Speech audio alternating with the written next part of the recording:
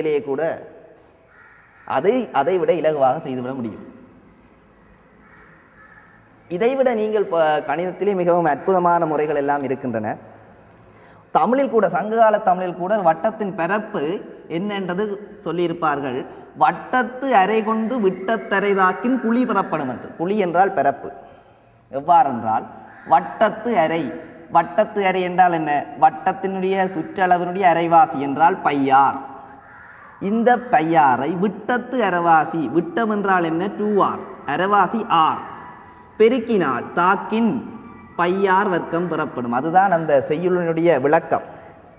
வட்டத்து அரை கொண்டு விட்டத்து அரை தாக்கின், தாக்கின் என்றால் பெருக்கின், குழி பெறப்படும். குழி என்றால் பரப்பு. ஆகவே இது தமிழ் இலக்கியத்தில் உள்ளது. ஆகவே கணிதம் தோன்றிய வரலாறு என்பது இவ்விட நாங்கள் எங்களுக்குள் கணிதம் இருக்கின்றது என்பதுதான் உண்மை. தற்பொழுது மிகவும் சுவாரஸ்யமான ஒரு விடயம் ஒன்றை இப்போது பார்ப்போம். நீங்கள் சாதாரண தரத்தில் பயின்றிருப்பீர்கள் அடுக்குகள் அல்லது சுட்டிகள் என்று. ஒன்றின் ஒராம் அடுக்கு என்பது 1 என்றது தெரியும். ஒன்றின் இரண்டாம் அடுக்கும் 1 என்று தெரியும். ஆகவே ஒன்றின் ஒராம் அடுக்கும் ஒன்றின் இரண்டாம் அடுக்கும் சமன். சாதாரண தரத்தில் நீங்கள் பயின்றதன்படி அடிகள் சமன் என்றால் அடுக்குகள் சமன். ஆகவே 1 சமன் 2. இந்த முடிவு கணிதத்துக்கு முரணானது. ஆனால் இங்கே நிறுவப்பட்டு விட்டது அதே விதியை பாவித்து. இதை எப்படி பிழை என்று நிறுவுவது? அதுக்கும் ஒரு வழி இருக்கிறது. இதுக்கு லொக் எடுப்போம். 2 பக்கமும் அடி 10 ஆகுடைய அல்லது வேறு ஏதோ ஒன்று. இந்த ஒன்றை முன்னால் போட்டு எழுதலாம். log 1 என்றால் 0. ஆகவே என்ன நடந்திருக்கிறென்றால் நீங்கள் இந்த 0ஆல் 2 பக்கமும் பிரித்திருக்கிறீர்கள். கணிதத்திலே தடை செய்யப்பட்டதுண்டு. 0ஆல் பிரிப்பது தடை செய்யப்பட்டது. 0ஆல் பிரிக்க முடியாது. ஆகவே அதுதான் அதனுடைய விளக்கம். ஆகவே 0 சமன் 0 என்றதுதான் சரியான முறை. 1 சமன் 2 அல்ல. இவ்வாறு நாங்கள் சொல்லிக்கொண்டே போகலாம். கணிதம் ஒரு அற்புதமான விஷயம். தற்பொழுது நாங்கள் பார்க்க போகிற விடயம் மிகவும் அடிப்படையான விடயம். உயர்தரத்தில் ஒருவன் பயில விரும்புவன் என்றால், கணிதம் பயில விரும்புவன் ஒவ்வொருவனும் மிகவும் அற்புதமான அந்த விஷயங்களை தெரிந்து வைத்திருக்க வேண்டும். அதாவது 2 விதிகள். ஒன்று குறுக்கு பெருக்கல் விதி, அடுத்தது டிவைடோ கொம்போடோ ரூல் என்று சொல்வார்கள். அது கூட்டு அல்லது பிரி விதி. அது 2ம் தெரிந்து வைத்திருக்க வேண்டும் என்று நான் நினைக்கிறேன். அப்போ டிவைடோ கொம்போடோ ரூல் என்ன சொல்லுது என்றால், ஒரு விகிதம் a/b என்றது c/dக்கு சமன் என்றால் பக்கத்தால் கூட்டலாம். a சக c, b சக d. பக்கத்தால் கழிக்கலாம். a சய c, b சய d.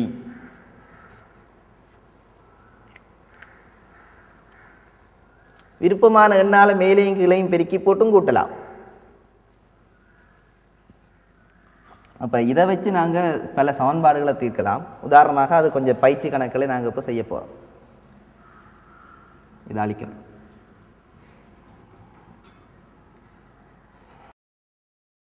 மூன்று எக்ஸ் என்றது 2yக்கு சமன். எக்ஸ் சக 5y சய 2 சமன் 0. இது 2 சமன்பாடுகளையும் தீர்க்க வேண்டிய நிலை வருது என்று வைப்போம். இங்கே எங்களுக்கு எக்ஸின் வைந்த விகிதம் தெரியும்.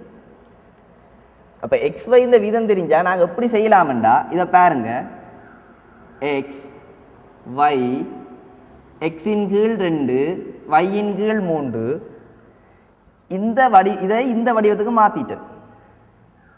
இனி என்ன செய்ய போகிறோன்னு கவனிங்க. எங்களுக்கு தெரியும் டிவைடோ கொம்போடோ ரூலை பற்றி. இந்த சமன்பாடு என்ன சொல்லுது? எக்ஸை 5yயோட கூட்டினா 2 போடலாமா? அதுதானே உண்மையா? அதாவது yயை 5ஆல் பெருக்கி எக்ஸை கூட்டினா 2 போடலாமா? எனக்கு தெரியும் டிவைடோ கொம்போடோ விதியில் மேலேங்களையும் நான் விரும்பினதை பெருக்கலாம் கூட்டலாம். விரும்பினதை பெருக்கி போட்டு பக்கத்தால் கூட்டலாம். அப்போ நான் இங்கே மேலேங்களையும் 5ஆல் பெருக்கிறேன். அப்போ மனதில் ஜோசிங்க இங்கே 5ஆல் பெருக்கிட்டேன். இப்போ இங்கே மேலே இருக்கிறது என்ன? 5y, கீழே இருக்கிறது 15. 5ஆல் பெருக்கிட்டேன். இனி 2 பக்கம் கூட்ட போகிறேன். அப்போ இங்கே வரும் எக்ஸாக 5y. அதாவது இப்போ உண்மையாக 5ஆல் பெருக்கி இருக்கிறேன். இப்போ கூட்டிட்டேன். எக்ஸாக 5y. அதுக்குத்தான் இங்கே இருக்குது 2. ஆகவே இதில் போடுறது 2. என்ன செய்தனான் என்றால் மேலையும் கீழையும் 5ஆல் பெருக்கிட்டு பக்கத்தால் கூட்டினான். மேலே என்ன செய்தனோ கீழே அதே செய்ய வேணும். ஆகவே 2 சக 15, ஆகவே அது 17. இதுகள் மனதால் தானே செய்தது. ஆகவே உங்களுக்கு தெரியும் எக்ஸ் என்ன விட 4/17, y என்ன விட 6/17. ஆகவே மிக இலகுவான முறை. சரி,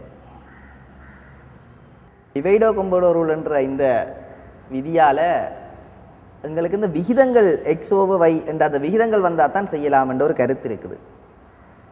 அதுக்கு பிறகு விகிதம் பெறாமல் உதாரணமாக இப்படியான கணக்கில் என்ன செய்கிறது? 3x சய 2y சய 1 சமன் 0, 4x சக y சய 3 சமன் 0. இந்த 2 சமன்பாடுகளையும் தீர்க்க வேண்டும் என்ற நிலை வந்தால் இதுக்கு என்ன செய்கிறது? ஏனெண்டா டிவைடோ கொம்போடோ ரூல் பாவிக்க இயலாது. ஏனெண்டா விகிதம் தெரியாது. இங்கே 1 வந்துட்டு இங்கே 3 வந்துட்டு. ஆனாலும் அதை அந்த முறையில் செய்யலாம். இதுக்கு ஒரு ஸ்பெஷல் முறை ஒன்று இருக்குது, குறுக்கு பெருக்கல் விதி. என்ன குறுக்கு பெருக்கல் விதி என்றா இப்படி எழுதி கொள்வது எக்ஸின் கீழ் சய வையின் கீழ் 1 கீழ் என்று.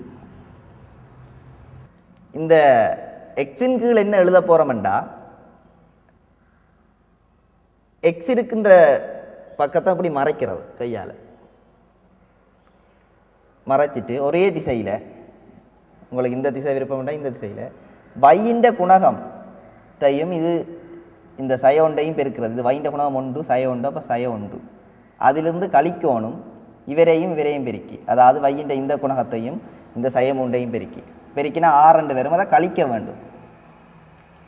அதே மாதிரி இங்கே வைக்கு கீழே என்ன எழுதணுமெண்டா அதை கையால் மறைத்து கொண்டு எக்ஸின்ற குணகம் 4ஐயும் சய 1ஐயும் பெருக்கினா சய 4, அதிலிருந்து கழிக்க வேணும் சய 3ஐயும் பெருக்கி சய 9. இனி 1 இதை மறைச்சு கொண்டு சய 8 இதிலேருந்து கழிக்கணும் 3 தர 1 3. ஆகவே இதை சுருக்கி விட்டீங்கன்னா உங்களுக்கு ஆன்சர் வரும்.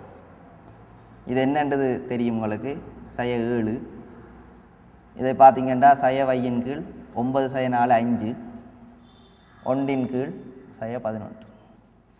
ஆகவே இதை எடுத்தீங்கன்னா எக்ஸ் விட வரும் 7 கீழ் 11. இதை எடுத்தீங்கன்னா y விட வரும் 5 கீழ் 11. ஆகவே